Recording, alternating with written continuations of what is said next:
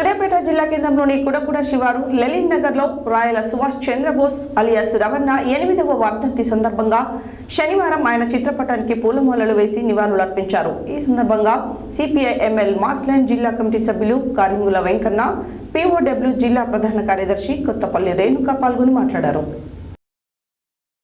సూర్యాపేట జిల్లా కేంద్రంలోని కుడకుడ శివారు లలిన్ నగర్లో రాయల సుభాష్ చంద్రబోస్ 8వ వర్ధంతి సందర్భంగా ఆయన చిత్రపటానికి పూలమాలలు వేసి నివాళులర్పించారు.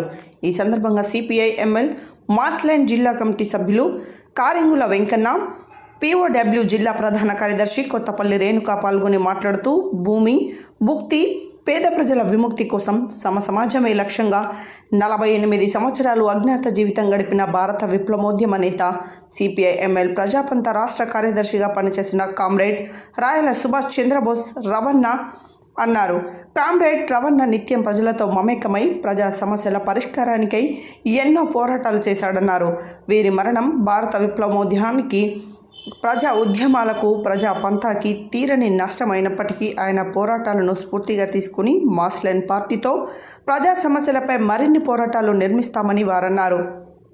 అదేవిధంగా పట్టణంలోని కుడకుడ శివారు సర్వే నంబర్ 126 ప్రభుత్వ స్థలాల్లో పేదలు గుడిసెలు వేసుకుని ఉన్న స్థలాలను రెడ్డి కమ్యూనిటీ హాల్కి ఇవ్వటాన్ని ప్రతి ఒక్కరూ ఖండించాలన్నారు.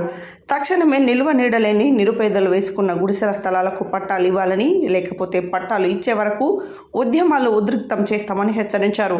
ఈ కార్యక్రమంలో పీడీఎస్యు రాష్ట్ర సహాయ కార్యదర్శి ఎర్ర అఖిల్ కుమార్, పిఓడబ్ల్యూ జిల్లా అధ్యక్షులు చంద్రకళ, ఐఎఫ్టియు జిల్లా ప్రధాన కార్యదర్శి వీరబోయిన రమేష్, కోశాధికారి వాజిద్, పార్టీ డివిజన్ నాయకులు సయ్యద్, పిఓడబ్ల్యూ జిల్లా కోశాధికారి జయమ్మ, పార్టీ పట్టణ కార్యదర్శి గులాం హుసేన్, సైదులు, రమేష్, రవి, రాజు, ఉపేందర్, లక్ష్మి, పద్మ, రమణ, గౌరమ్మ తదితరులు పాల్గొన్నారు.